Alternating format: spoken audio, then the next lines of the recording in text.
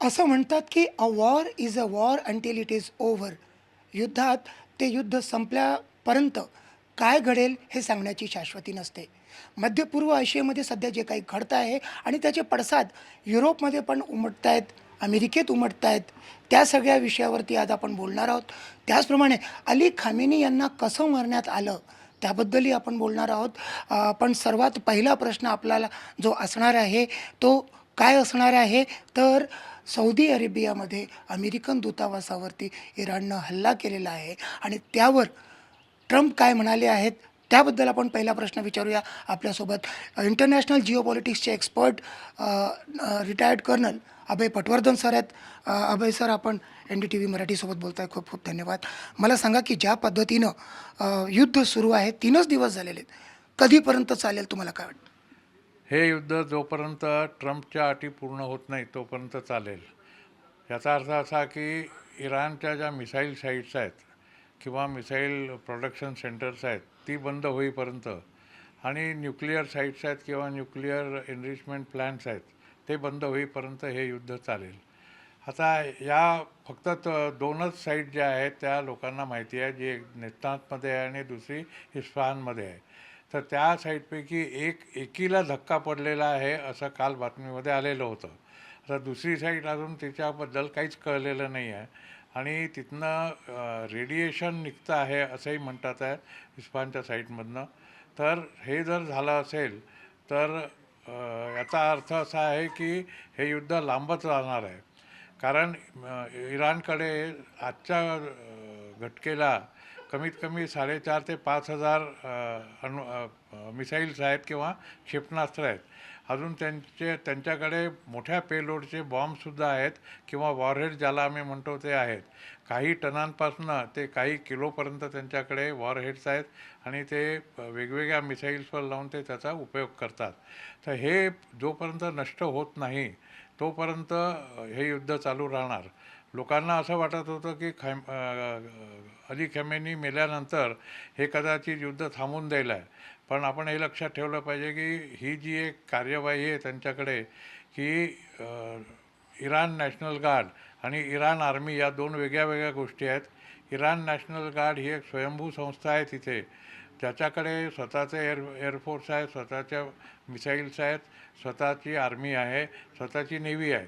आणि इराणी आर्मी ही वेगळी आहे. जे नॅशनल गार्ड आहे हे डायरेक्टली प्रेसिडेंटशी कॉन्टॅक्ट ठेवतं आणि प्रेसिडेंटचे हुकूम मानतं.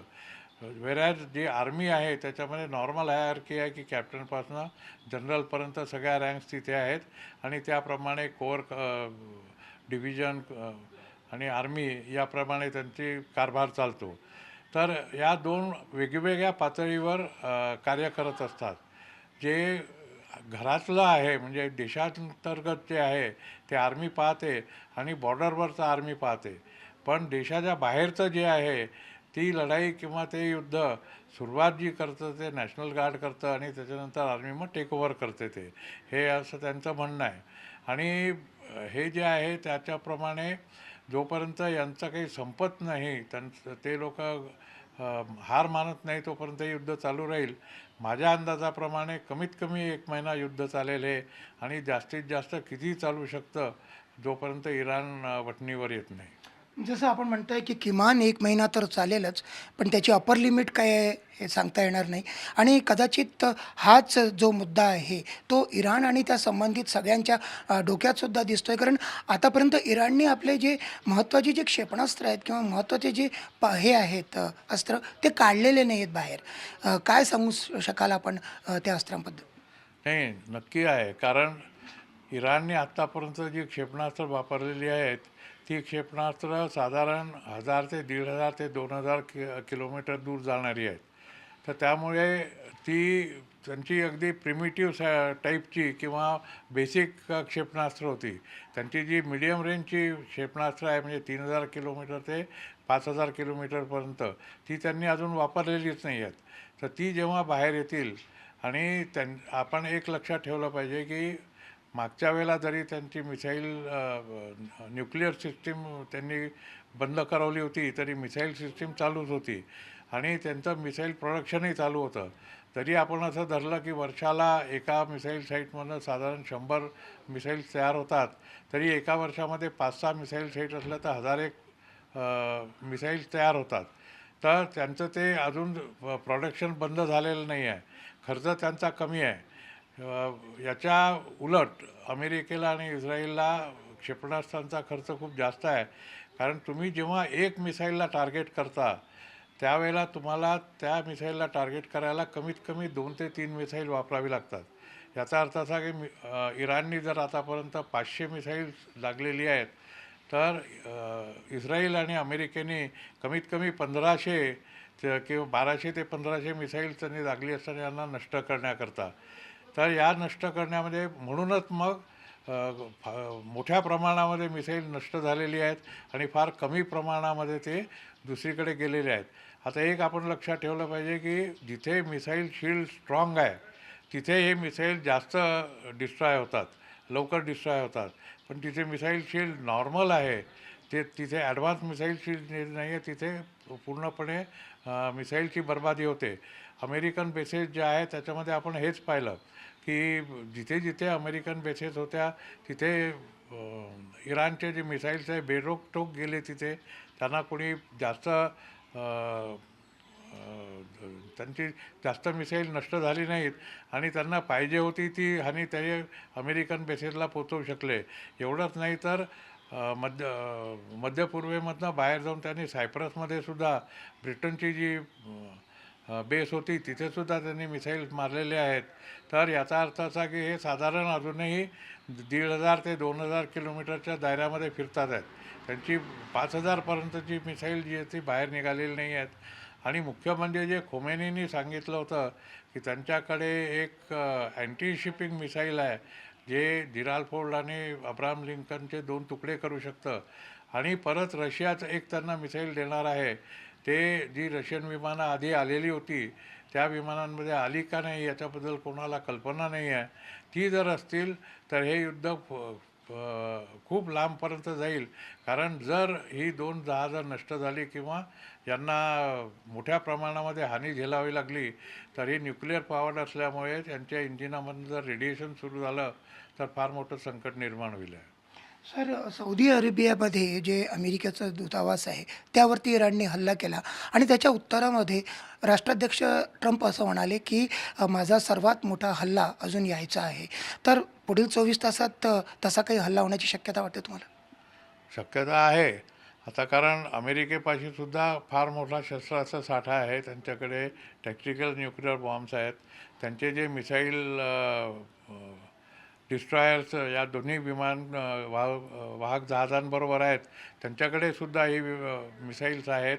त्याच्यामुळे अण्वस्त्रधारी मिसाईलसुद्धा ते वापरू शकतात, पण मोठ्या प्रमाणात नाही वापरणार. साधारण अर्धा टन असणारी टॅक्टिकल न्यूक्लिअर वेपन ते वापरतील, पण ते जेव्हा वापरतील ज्या वेळेला त्यांना अतिशय जरुरी लागेल. आत्तापर्यंत अमेरिकेची फार मोठी हानी अशी झालेली नाही आहे. त्यांचे फक्त 5च सैनिक मेलेले आहेत आणि बाकीचं जे आहे ते जी संसाधन हानी झालेली आहे किंवा इमारतींची हानी झालेली आहे ते त्यांच्या जिथे बेसेस होत्या त्याची झालेली आहे. तर अमेरिकेला संसाधन हानीचा काही प्रश्न नसतो, कारण ते परत ते निर्माण करू शकतात. पण त्यांना कुठल्याही प्रकारे त्यांची वेपनची हानी किंवा माणसांची हानी झालेली नको असते. सर, आपण आता जसं म्हणाल की किमान 1 महिना हे बॅटल चालेल, लाँग ड्रॉन असेल. तर मग याचा अर्थ असा की जागतिक अर्थव्यवस्थेवर आता जी चिंता केली जाते त्यापेक्षा जास्त परिणाम होण्याची शक्यता आहे. कारण आधीच होर्मुझ सामुद्रधनी पूर्णपणे बंद करण्यात आलेली आहे आणि इराणने धमकी दिली आहे, इशारा दिलेला आहे, कोणतेही जहाज जर दिसलं तर जाळून टाकू. ते बरोबर केलेलं आहे त्यांनी. आपण आत्ताच 2 एक्झाम्पल्स पाहिले की अमेरिकेची जी 2 12,000 टन त्यांचं ऑइल घेऊन जाणारी जहाजं होती ती इराणनी नष्ट केलेली आहेत. पूर्ण तो समुद्र कंटॅमिनेट झालेला आहे ऑइल स्पिलमुळे.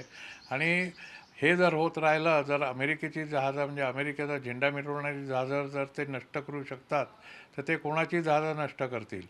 सध्याच इंटरनॅशनल मार्केटमध्ये ऑइलचे जे रेट्स आहेत ते 5% ते 10%च्या दरम्यान वर गेलेले आहेत. आपल्याला त्याचा काही फरक पडलेला नाही आहे, कारण आपल्यापाशी जवळपास 2 महिन्याचा तेल साठा आहे, 1.5 महिन्याचा आपलं रिझर्व आहे आणि बाकीचा जो 1 महिन्याचा आहे तो आपण रशियाकडनं घेतलेला आहे. त्यामुळे 1.5-2 महिने तरी आपल्याला काही याचा झळ लागणार नाही. पण त्याच्यानंतर मात्र आपल्यालाही झळ लागेल. युरोप आणि आफ्रिकेची राष्ट्र आणि ऑस्ट्रेलियासारखी जे कॉन्टिनेंट्स आहेत त्यांना आत्तापासून झळ लागायला सुरुवात झालेली आहे याची. सर, इराणच्या जे नेतृत्वाचा जो विषय आहे तो कसा यामध्ये सोडवण्यात येईल? कारण जे हसन खोमैनी आहेत, त्यांची जी प्रतिमा आहे ती उदारमतवादी अशी आहे. पण त्यांना त्या पदावरती जर बसायचं असेल, तर त्यांना कट्टरपंथीयांची गरज लागणार आहे. त्यांची भूमिका महत्त्वाची असणार आहे. अगदी बरोबर आहे.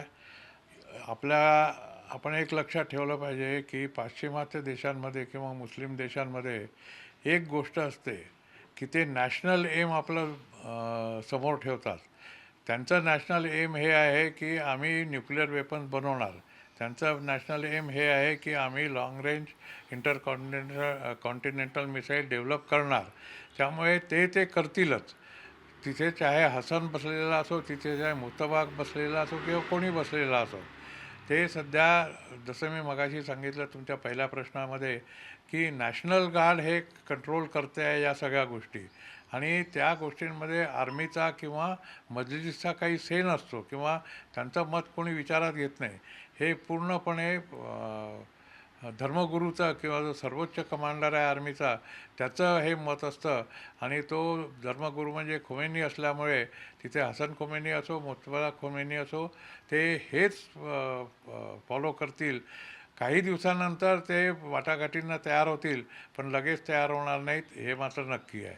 सर, ज्या पद्धतीनं अली खामेनीची हत्या करण्यात आली, गेली कित्येक वर्ष त्याचं प्लॅनिंग सुरू होतं, असं दिसतंय. हमास आणि CIA चा रोल यामध्ये काय होता तुम्हाला नंतर विचारेनच. पण त्याआधी ज्या पद्धतीनं तेहरान या शहरातील जे ट्रॅफिकचे कॅमेरे आहेत ते गेले कित्येक वर्षांपासून हॅक केलेले होते, पण ते इराणी लोकांना कळलंच नाही. आणि त्यानंतर काही महिन्यांपासून, काही काळापासून आपण म्हणूया, ज्या ठिकाणी अली खामेनी यांचं कार्यालय आहे त्या परिसरातील जे मोबाईल टॉवर्स आहेत ते सुद्धा हॅक करण्यात आले होते. एवढा जो मॅसिव्ह मास डेटा आहे तो कुठेतरी ॲनालाइज करायला AIचाच वापर केला असणार. अलीकडच्या काळामध्ये युद्धामध्ये AIचा वापर वाढला आहे, पण या मास स्केलवरती, एवढ्या मोठ्या स्केलवरती पहिल्यांदाच हे घडलं आहे असं आपण म्हणाल. काय प्लॅनिंग कसं करण्यात आलं, काय सांगाल? पहा, हे जे घातक इंटेलिजन्स प्लॅनिंग जे असतं किंवा काउंटर इंटेलिजन्स जे प्लॅनिंग असतं ते 4 गोष्टींवर आधारित असतं. एक तर तुमचे एजंट त्या भागामध्ये किती आहेत, त्या भागाची तुम्ही माहिती कशी गोळा करताय. तर माहिती गोळा करायला तुमच्याकडे 4 सोर्सेस आहेत. एक सोर्स आहे की तुमची जी टेहाणी विमानं असतात किंवा दूरगामी तुम्ही जे विमानातनं फोटो घेत असता त्याच्यावरनं तुम्ही पाहता. दुसरं हे आहे की तुम्ही अवकाशामधनं पाहता. तुमचे सॅटेलाईट चालू आहेत, तुमचे उपग्रह चालू आहेत, ते सतत त्याचे फोटो घेत असतात आणि ते प्रत्येक फोटो फ्रेम कंपेअर केल्या जाते आणि त्याच्यामध्ये काय कमी जास्त आहे ह्याच्यावरनं जे संरक्षण तज्ज्ञ आहेत ते आपला निष्कर्ष काढत असतात. तिसरं आहे की तुम्ही सायबर वॉरफेअर करता, म्हणजे त्यांची माहिती यंत्रणा आणि त्यांची कॉम्प्युटर सिस्टीम जी आहे, संगणकीय सिस्टीम, ती हॅक करता. आता हॅक केलेली सिस्टीम जी आहे ती कोणाला कळत नाही. आपण एक गोष्ट लक्षात घेतली पाहिजे की ही शॉर्ट टर्म मेजर्स नाही आहेत, हे लाँग टर्म मेजर्स आहेत. आता मागच्या वेळेला जेव्हा जून 25मध्ये हल्ला झाला होता त्याच्यानंतर CIA आणि मोसाद या कामाला लागले असतील आणि त्याच्यानंतरच हे सगळं त्यांनी तिथे प्लॅन केलं असेल. आपण एक लक्षात घेतलं पाहिजे की जसं इस्रायलने केलं होतं की लेबनॉनच्या हिजबुल्लामध्ये त्यांनी पेजरमध्ये आपले हे टाकले होते, सिस्टीम टाकली होती की जी इस्रायलमध्ये बसून ती हॅक करून त्याला एक साथमध्ये जवळपास 550 पेजर्सचा त्यांनी स्फोट करवला होता. त्याचप्रमाणे इथे त्यांनी केलेलं आहे. हे ॲडव्हान्स एक टेक्नॉलॉजी आहे. त्याच्याकरता तुम्हाला पेशन्स लागतो, त्याच्याकरता तुमच्याकडे खूप पैसा लागतो, त्याच्याकडे तिथे जे ह्युमन इंटेलिजन्सचे एजंट्स आहेत ते तुम्हाला कल्टिवेट करावे लागतात. त्याच्यानंतरच हे शक्य होतं. अशाच प्रकारे अमेरिकेने हुसेनीला मारलं होतं बैरूटमध्ये. तो इराणचाच माणूस होता, पण बैरूटमध्ये जाऊन मेला. तरीसुद्धा त्याला ज्याप्रमाणे मारलं त्याचप्रमाणे त्यांनी खोमेनीला मारलं आहे. ज्याप्रमाणे अमेरिकेने CIA याची ओसामा बिन लादेनची माहिती काढली होती, की त्याची माहिती ही होती की 1 वर्षाच्या आधी, 1.5 वर्षाच्या आधी तो बोरा बोरामध्ये मारला गेला. पण कुठनं तरी यांना खबर लागली की नाही, ओसामा बिन लादेन जिवंत आहे. मग त्यांनी त्याची पूर्ण जे सिस्टीम आहे ती कार्यान्वित केली. त्याच्या ओळखीचे लोक, त्याच्या घरच्यांना ज्या काही सवयी होत्या त्या सवयीप्रमाणे कुठनं सामान घेतलं जात आहे, किती घेतलं जात आहे, या सगळ्यांचा त्यांनी 1.5 वर्ष अभ्यास केला. आणि 1.5 वर्ष अभ्यास केल्यानंतर ते जकोकाबादला पोचले पाकिस्तानमध्ये, आणि त्यांनी लादेनला मारलं होतं. अशाच गोष्टी मोसादनी सुद्धा केलेल्या आहेत, की ज्या आधी त्यांनी आपले जर्मनीचे न्यूक्लिअर सायंटिस्ट किंवा जर्मनीचे जे वॉर क्रिमिनल्स होते त्यांना मेक्सिकोपर्यंत जाऊन त्यांनी तिथे त्यांची हत्या करवली होती. तर 1 वर्षानंतर, 1.5 वर्षानंतर, 2 वर्षानंतर, 5 वर्षानंतर, जसं म्युनिक ऑलिम्पिकचे जे लोक होते त्या लोकांची त्यांनी जवळपास 11 वर्षानंतर हत्या केली होती. तर हा एक पेशन्सचा गेम आहे आणि तुमच्या परसिव्हरन्सचा गेम आहे, की तुम्ही किती त्याची चिकाटीने त्याची मागोवा घेता आणि किती तुमच्यामध्ये पेशन्स आहे, की तुम्ही टनांनी याचं विश्लेषण करता फोटोग्राफचं आणि आलेल्या माहितीचं, आणि मग शेवटी तुमचा प्लॅन बनतो. तेव्हा अशा गोष्टी तुम्हाला साध्य करता येतात.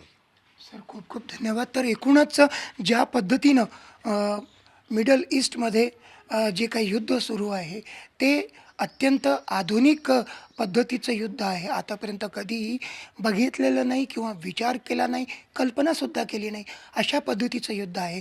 आणि जसे आपले विशेषज्ञ रिटायर्ड कर्नल हे अभय पटवर्धन सर सांगतायत की किमान 1 महिना तरी हे युद्ध चालू असल्याचं आपल्याला पाहावं लागणार आहे. ते आणखी पुढे कुठपर्यंत जाईल ते आताच सांगणं सध्या शक्य नाही. व्हिडिओ जर्नलिस्ट विनय शुक्लासोबत संजय तिवारी, NDTV मराठी, नागपूर.